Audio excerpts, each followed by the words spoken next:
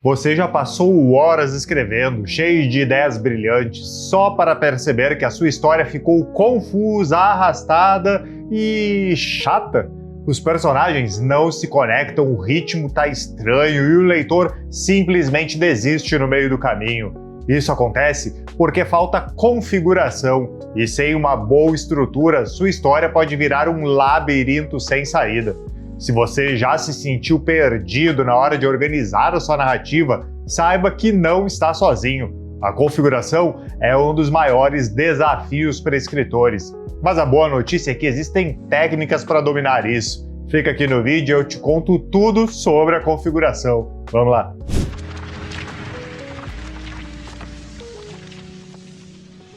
Que tal se autopublicar de maneira impressa? Para isso, você precisa diagramar o seu livro. O problema é que você quer ter uma diagramação profissional, não uma qualquer, certo? E se você pudesse aprender a usar um programa profissional de diagramação e ter o seu livro dos sonhos feito por você, e ainda adquirir uma habilidade que poderá ser usada não só no livro atual, mas nos próximos também? É isso que eu quero te ensinar no curso prático de diagramação de livros. Vou te mostrar o passo a passo para criar o seu projeto gráfico no InDesign e diagramar o seu livro botão a botão. Aí é só você assistir e replicar. E ainda recebe o projeto de InDesign feito no curso para você já ter um ponto de partida para fazer o seu livro. Acesse o link na descrição do vídeo e se autopublique de forma impressa e ganhe uma nova habilidade para ser usada em todos os seus próximos livros. E aí, Teller, Mauro Plachina aqui, tudo bem? Nós sabemos que o que todo escritor quer é criar uma história que prenda o leitor da primeira à última página, algo que faça ele pensar só mais um capítulo.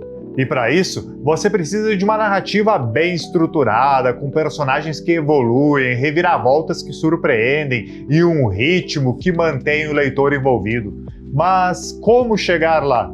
Bom, a resposta é a configuração. Ela não fala só sobre onde e quando sua história acontece, é sobre como você organiza os elementos da narrativa para guiar o leitor da maneira envolvente que você deseja.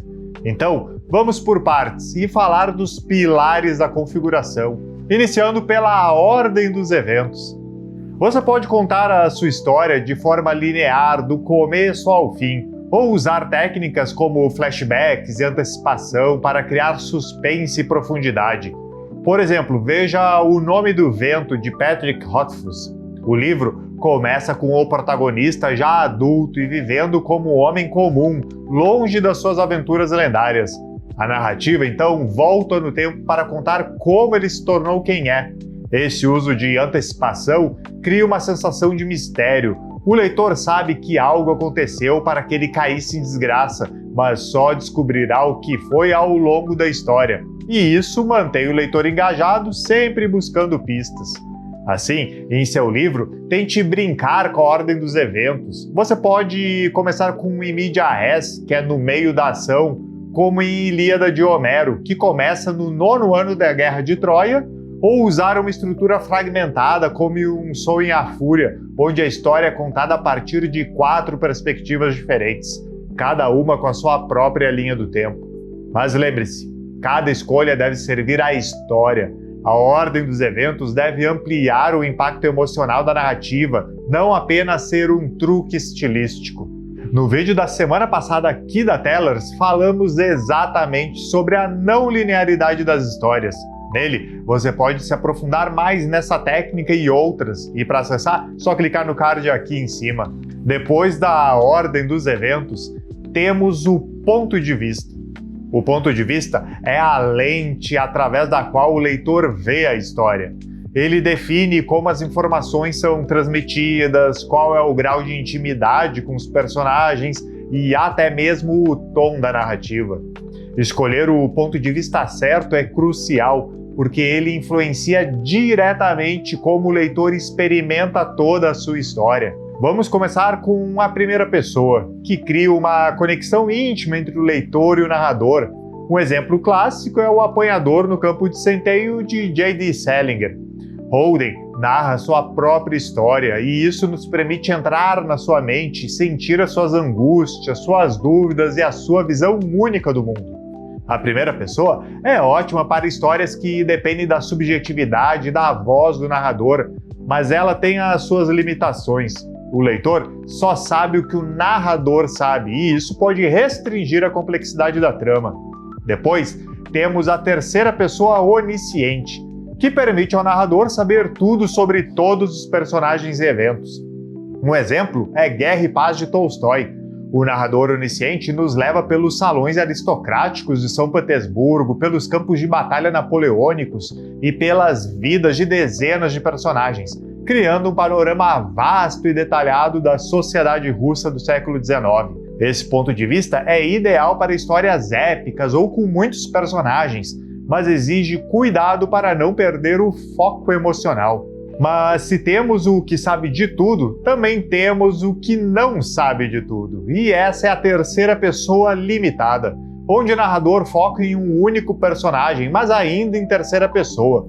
Um exemplo é Harry Potter de J.K. Rowling. Apesar de ser escrito em terceira pessoa, a narrativa se concentra quase exclusivamente na perspectiva de Harry, o que nos permite vivenciar o mundo mágico através dos olhos dele, mantendo sempre a proximidade emocional. E a última, menos usada, mas ainda bem marcante, é o ponto de vista com múltiplos narradores.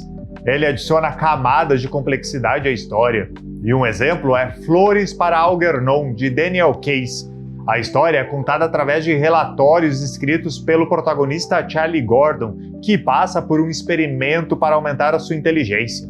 No início, os relatórios são cheios de erros gramaticais e frases simples, mas à medida que Charlie fica mais inteligente, a linguagem se torna complexa e sofisticada. Essa mudança no ponto de vista não só reflete a transformação do personagem, mas também nos faz sentir a sua jornada de maneira visceral. Antes de irmos para a terceira técnica, aproveite e curte o vídeo e se inscreve aqui no canal. Assim você nos ajuda a trazer cada vez mais conteúdo e continua nos acompanhando para se tornar um escritor cada vez mais completo. Muito obrigado pelo teu apoio aqui no YouTube. Mas com duas técnicas vistas, vamos agora para a divisão de narrativa. Como você divide a sua história? A divisão dela é uma ferramenta poderosa para controlar o ritmo, criar suspense e guiar o leitor pela trama. A maneira como você estrutura os capítulos, partes ou até seções pode transformar a experiência de leitura, seja acelerando o ritmo, criando pausas estratégicas ou adicionando camadas de significados. Os capítulos curtos, por exemplo, são muito usados em thrillers e romances de suspense. E um exemplo clássico é o Código da Vinci de Dan Brown. Cada capítulo é curto, com finais cliffhangers que deixam o leitor sempre ansioso para saber o que acontece a seguir. E essa técnica cria um ritmo acelerado de leitura, quase cinematográfico, que mantém o leitor sempre grudado ao livro. É como se cada capítulo fosse um episódio de uma série. Você não consegue parar de ler porque precisa saber como a história continua. Já capítulos longos permitem uma imersão mais profunda na narrativa. O livro As Crônicas de Gelo e Fogo usa capítulos longos, cada um focado em um personagem diferente. E isso permite que o leitor se conecte profundamente com cada personagem e entenda as suas motivações, enquanto constrói uma teia complexa de histórias interligadas. A divisão por personagens também ajuda a manter o controle sobre uma trama tão vasta e cheia de detalhes. Mas além de capítulos, você ainda pode dividir em subtítulos ou seções temáticas. Em A Insustentável Leveza do Ser, de Milan Kundera, a narrativa é dividida em partes que exploram temas como leveza e peso, alma e corpo e a grande marcha. Esses subtítulos não só organizam a história, mas também adicionam uma camada filosófica à narrativa, convidando o leitor a refletir sobre os conceitos apresentados. Mas então, como escolher a melhor forma de dividir a sua narrativa? Como sempre, pergunte-se: qual é o ritmo que quero criar? Se você quer uma leitura rápida e cheia de suspense, capítulos curtos podem ser a melhor escolha. Se você quer uma imersão profunda e uma exploração detalhada dos personagens, capítulos longos podem funcionar melhor. E se você quer adicionar camadas de significado, considere usar subtítulos ou seções temáticas. Mas não tenha medo de experimentar. Escreva uma versão da sua história com capítulos curtos e outra com capítulos longos. Veja qual versão ressoa mais com o que você quer transmitir. A divisão da narrativa não é apenas uma escolha técnica, é uma ferramenta poderosa para controlar a experiência do leitor e ampliar o impacto emocional na sua história. E agora, podemos ir para a nossa quarta técnica, que combina com a anterior, o trabalho de ritmo e pausa. O ritmo da sua narrativa é crucial para manter o leitor engajado. Ele é como a batida de uma música. Se for muito acelerado, pode cansar. Se for muito lento, pode entediar. O segredo está em variar o ritmo, alternando entre cenas de ação intensa e momentos de pausa e reflexão. Isso não só mantém o interesse do leitor, mas também cria uma experiência emocional mais rica e dinâmica. Um exemplo muito bom de equilíbrio de ritmo é O Senhor dos Anéis de Tolkien. A narrativa alterna entre cenas épicas de batalha, como a Batalha do Abismo de Helm, e momentos de descanso e de reflexão. Essas pausas permitem que o leitor respire e processe o que acabou de acontecer, enquanto também aprofunda o mundo e os personagens.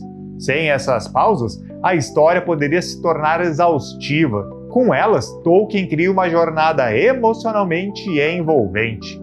E para controlar o ritmo da história, você pode usar algumas técnicas.